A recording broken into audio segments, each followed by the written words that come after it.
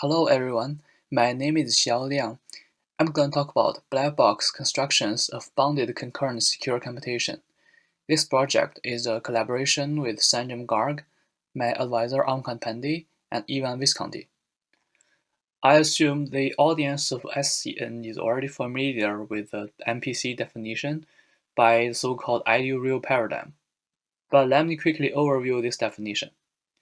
In this definition, we consider two executions. The first one is called real-world execution. For example, we have 5 parties.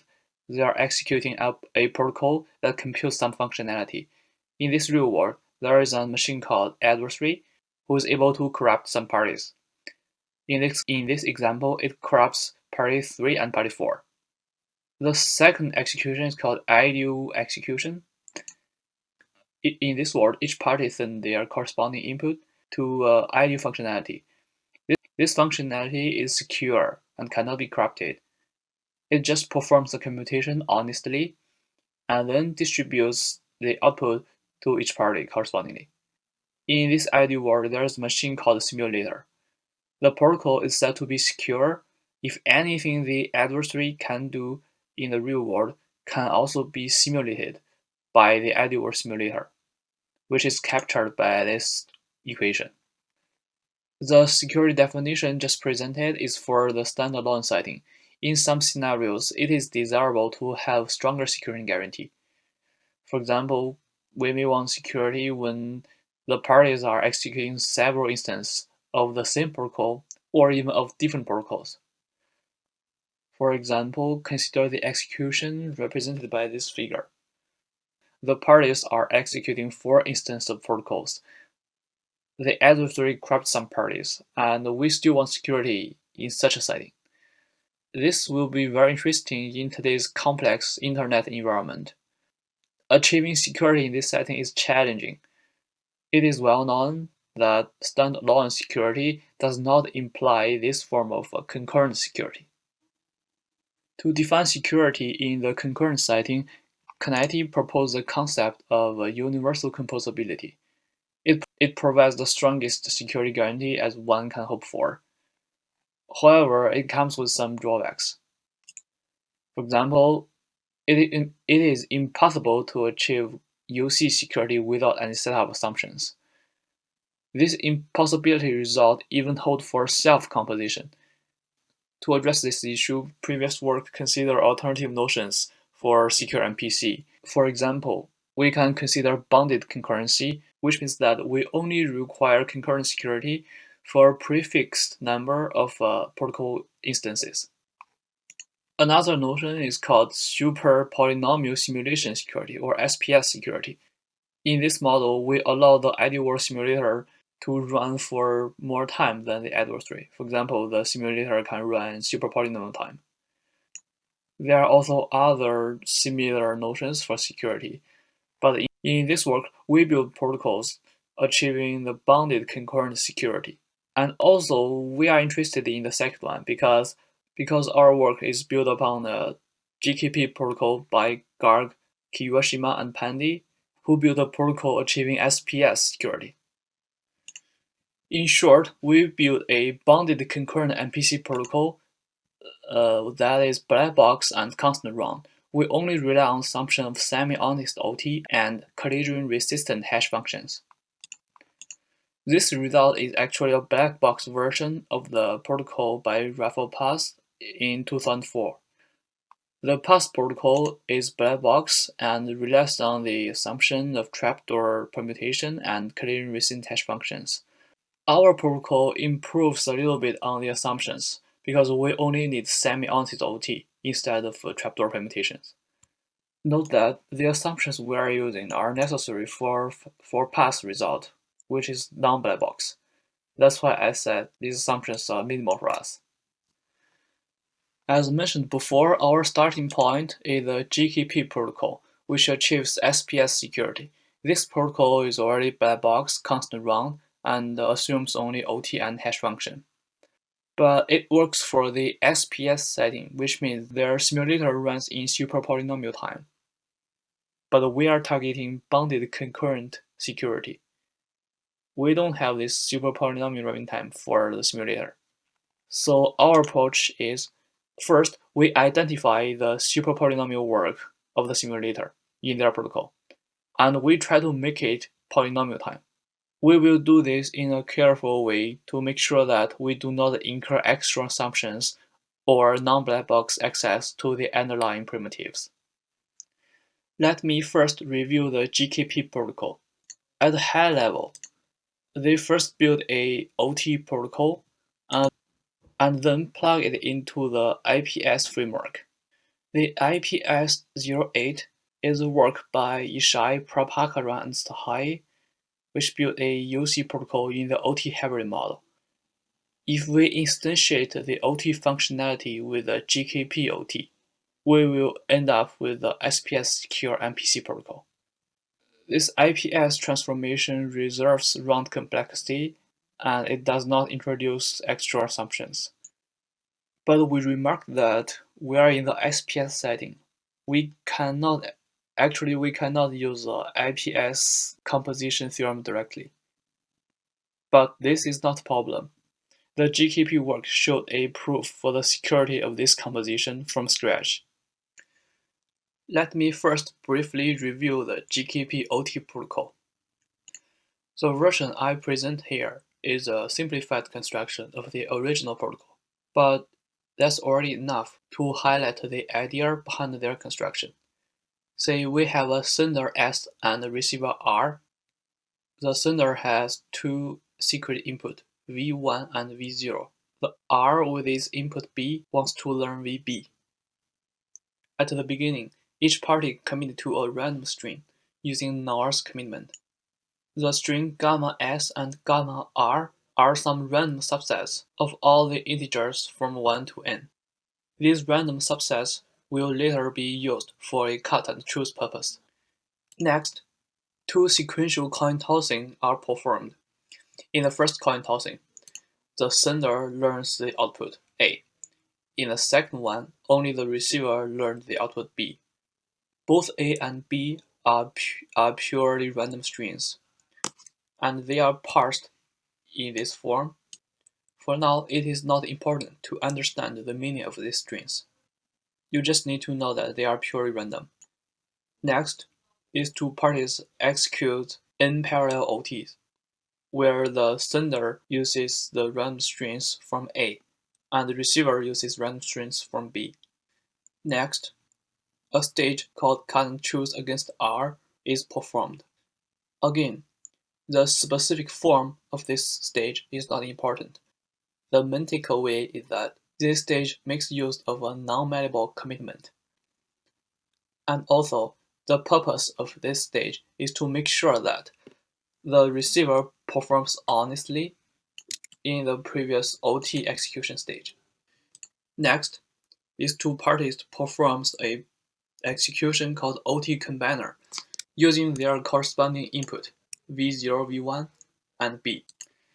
This OT combiner is used in conjunction with these OT instances. It is guaranteed that if both parties performs honestly in all of these OT instances, then this OT combiner stage will guarantee that the receiver learned the correct VB value he wants. After the OT combiner stage, another cut-and-choose protocol is performed to make sure that the sender also behaves honestly in these parallel OT instances. Now let me explain why this protocol is secure. I will focus on the case where the sender is corrupted. The analysis for corrupted receiver can be done similarly. Specifically, I will describe a simulator that can simulate the view for the corrupted sender S star.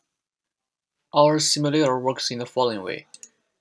First, it performs a brute force to break the security of the commitment to gamma S. By doing so, he learns the set gamma S. Remember that this set gamma S is used in the cut-and-choose against R here. Now the receiver is replaced by our simulator, and our simulator knows the set gamma S, so it does not need to perform honestly in these OT instances.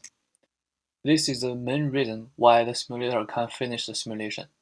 But there is one caveat.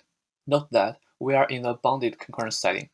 If our simulator does not perform honestly in these OT instances, it may be possible that the corrupted S star can gain some information that helps him to perform dishonestly in other sessions.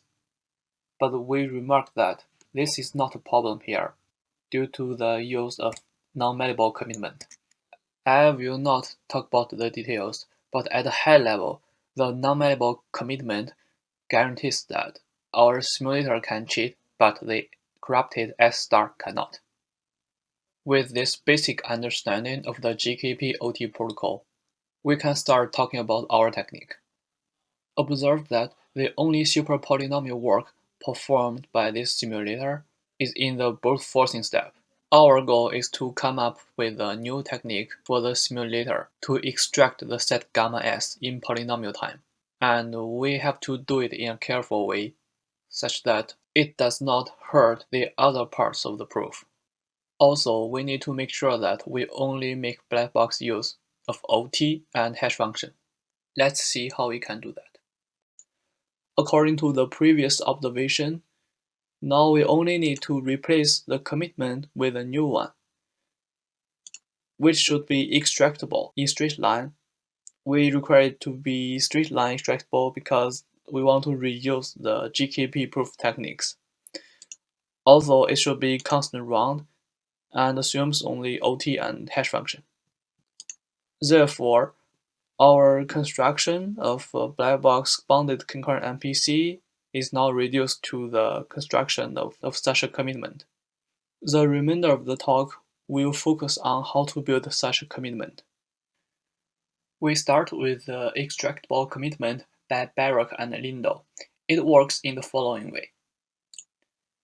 When a committer wants to commit a string sigma to a receiver R, he first sample a trapdoor permutation F and send it to the R.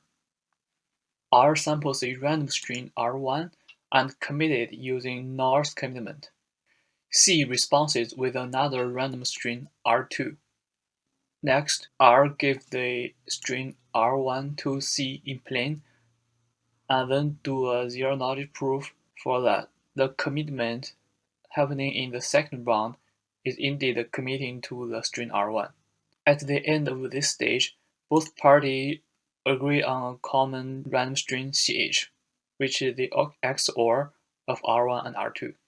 Now C will view the string CH as an image under the trapdoor permutation, and then use this hardcore bit of F to do the commitment. Now let's think about why this protocol does not suffice for our purpose. First, it relies on trapdoor permutation. We want to remove this assumption because we only want constructions based on only OT and hash function. Also, if you view stage 2 and stage 4 together, it's a commit and proof protocol. However, this construction makes non-black box access to the underlying North commitment. We want to make this step black box. Let's first remove the trapdoor permutation. We replace the trapdoor permutation with the following method. We ask C to sample 2 by n matrix of random strings, conditioned on that all the strings will XOR to the secret sigma, which he's going to commit. Then C commits to these strings separately using North commitment. R will sample n random bits, and then the two parties start the execution of n parallel OT, where in each OT, the committer's input is the columns of the matrix, and the receiver's input is just the random string he sampled for. Then the protocol proceeds as before until the last stage, where the committer decommit the positions in the round 1 commitment specified by the common random string ch. If you view this OT stage and the last stage together, is of the cut and choose form. The receiver learns half of the decommitments for the stage 1 commitment. With these decommitments, the receiver can check that C actually performed the OT instance honestly. To see why this commitment is still extractable, the extractor can perform this OT stage using freshly sampled random string tau1 through tau-n for several times.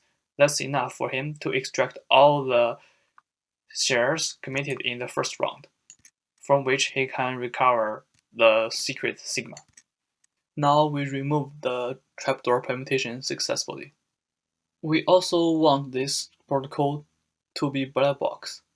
That means we want the commit and proof protocol happening in this and this stage to be black box. We also want that this zero-knowledge commit proof protocol has a straight line simulator.